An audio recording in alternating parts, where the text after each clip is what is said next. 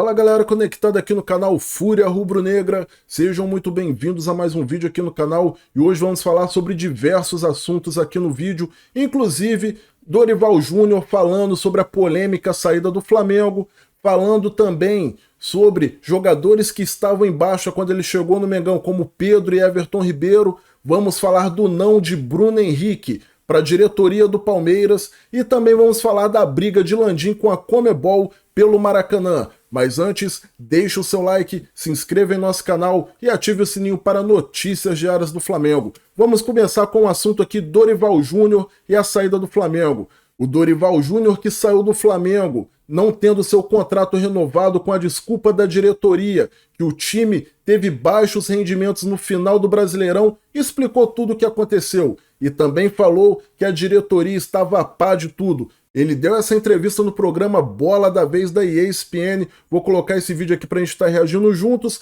e daqui a pouco a gente fala um pouco sobre o assunto. Bora! O que é interessante é que as pessoas não conseguem observar que dentro do Flamengo, por exemplo, eu tinha duas equipes jogando de uma maneira distinta e as duas alcançando resultados. E o São Paulo, mesmo São Paulo, da mesma forma. Nós alcançamos com duas equipes jogando de formas diferentes resultados. E as pessoas não entendem por que não acontece com frequência de um time, de um grande time, não conseguir chegar em competições próximas, como nós chegamos no ano passado. E tentaram aí sim desmerecer aquilo que havia acontecido. Eu vi muita gente falando muita coisa.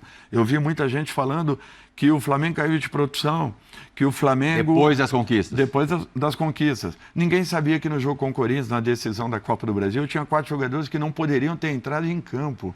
E entraram, mas foram homens, porque abraçaram o grupo e se sentiram abraçados pelo grupo.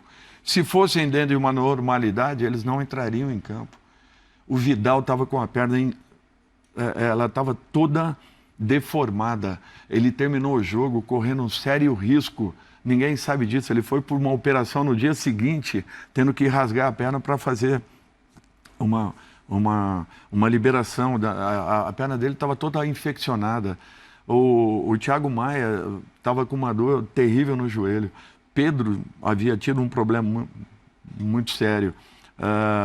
Tinha mais um jogador. A Arrascaeta vinha de 2 meses e meio sem treinar. Pubs. E jogando, se entregando, se dedicando. E de repente diziam que a caída de produção do melhor elenco sul-americano. A diretoria do Flamengo sabe disso tudo, obviamente. Sabe, participou de tudo. Eu acho que todos nós sabíamos de tudo. Perfeito. Isso. E de repente as pessoas falando que o melhor elenco sul-americano ganharia aquela competição com o pé nas costas. E um mês depois, coincidentemente, quando perdem as decisões do Campeonato Mundial, as mesmas pessoas falavam que precisavam de reforços no Flamengo, um time que tinha acabado de ser campeão da Copa do Brasil e alguns dias depois da Libertadores. Eu falei, engraçado, até outro dia qualquer um faria esse time ganhar. E de repente, um mês depois, precisavam de reforços. O melhor time da América precisava de reforços. Então, isso me chateou.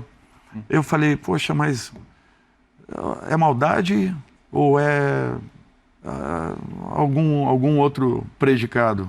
Porque não é possível. É muito grande o nível de preparação, o nível de concentração. Olha, acontecendo qualquer obstáculo, qualquer pequeno problema, ele já é muito grande para uma equipe que está disputando competições paralelas. Você vê aí que o Dorival Júnior falou aí, que a diretoria estava a par de tudo que estava acontecendo dentro do clube. Inclusive o Vidal e o Thiago Maia foram um dos jogadores que foram mais massacrados pela mídia, inclusive também pela torcida, mas ninguém sabia desses problemas físicos dos jogadores, né? A diretoria alegou que tirou o Dorival pelo baixo desempenho na reta final do Campeonato Brasileiro, mas sabia de todo esse problema. A diretoria queria a grife, né? Igual queria um treinador europeu, que foi o caso do Vitor Pereira. Vitor Pereira fez um bom trabalho no Corinthians, mesmo com aquele elenco limitado, levou o Corinthians, se eu não me engano, até as quartas de final da Libertadores, se eu não me engano, naquele ano, e levou até a final da Copa do Brasil, né? A diretoria deve ter tido uma falsa ilusão. Porra, se o cara fez um bom trabalho lá no Corinthians com aquele time limitado, aqui no Flamengo ele vai sobrar, vai fazer chover. E deu tudo errado. Não renovaram com o Dorival por causa de grife e o ano do Flamengo foi por água abaixo. Muitos acham que os jogadores não iam comprar a briga ali pelo Dorival, mas você vê o baixo rendimento que os jogadores tiveram após a saída do treinador. Alguns jogadores se destacaram mais com o Vitor Pereira ali, que foi o caso do Ayrton Lucas, que jogou muito ali no primeiro semestre, né? Que sobrou, foi até convocado para a seleção brasileira, mas os demais jogadores não jogaram nada, inclusive Gabigol, né, que é um grande nome dentro do elenco do Flamengo. O Pedro caiu muito de rendimento, depois veio o Sampaoli e a gente viu no que deu. Agora a gente vai ver aqui o que o Dorival Júnior falou do Pedro, que quando chegou o Pedro estava totalmente desmotivado, porque o Pedro vinha na reserva, e também falou do Everton Ribeiro. Vamos ver aqui o que o Dorival Júnior falou desses jogadores. Quando eu chego no Flamengo, que eu falava que o Pedro iria jogar naquele time, eu não estava mentindo. Eu observava o time do Flamengo. E olha só, na primeira semana eu perco o Bruno Henrique com o joelho. As pessoas falaram que eu só coloquei o Pedro porque eu perdi o Bruno. Mentira. Eu perdi o Arão, que tinha sido meu jogador há um tempo atrás, jogando como segundo volante. Eu coloquei como primeiro volante em 2018. E o Arão teve atuações muito boas naquela função. Perdi o Rodrigo Caio, lesionado na terceira partida contra os jogadores que nós iríamos mudar o momento, o padrão que nós estávamos vivendo. Eles começaram a entender que todos ali seriam importantes, que todos iriam participar. E não foi diferente com o São Paulo. Acabando a reunião, eu chamei o Pedro e conversei com ele. Eu falava que um jogador do nível dele não podia estar no momento em que ele estava, vivendo o que ele vinha vivendo. E muito em razão também do desleixo que ele estava tendo, porque ele se entregou de tal maneira que ele não participava. O Davi Luiz falou algo semelhante ao que você acabou de dizer, então, a respeito do Pedro. Exatamente. Eu falei para ele que ele se preocupasse e se preparasse um pouco mais, se ele quisesse jogar. Porque eu confiava nele e sabia que ele poderia nos entregar muito mais do que ele vinha entregando. Acabou na Copa do Mundo. E acabou mudando um pouco essa concepção. Quando a gente entra para jogar com os dois atacantes que ninguém havia colocado, e com isso eu tenho que alterar um pouco o padrão, porque eu sempre falei para o Everton que para mim o Everton era um meia. Eu dificilmente manteria o Everton mesmo em 18, já falava isso para ele. Eu falei: Everton, se eu abrir 2019 aqui, você não vai jogar nesse setor de campo, você vai jogar por dentro, porque o teu potencial por dentro é impressionante. Eu não quero um jogador do teu nível jogando numa área limitada do campo. Eu quero que você tenha muito mais, você pegue muito mais vezes na bola, que é o que eu falava com o Ganso em 2010 no Santos. Eu quero você e a Arrascaeta mais próximos, para que a gente tenha muito mais articulações.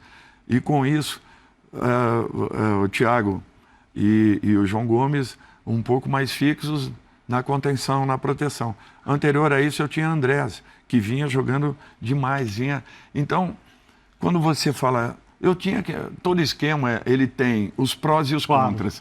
A teórica facilidade de infiltração pelos lados do campo, em nenhum momento aconteceu contra o Flamengo.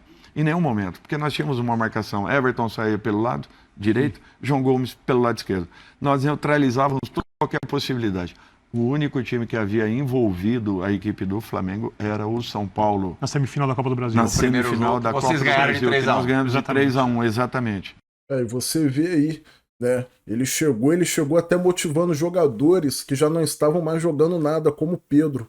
Pedro... desde quando chegou no Flamengo, sempre amargou a reserva, né? Sempre soube também que seria reserva do Gabigol, e mesmo assim, eu acho que na temporada passada ele não merecia estar sendo reserva do Gabigol.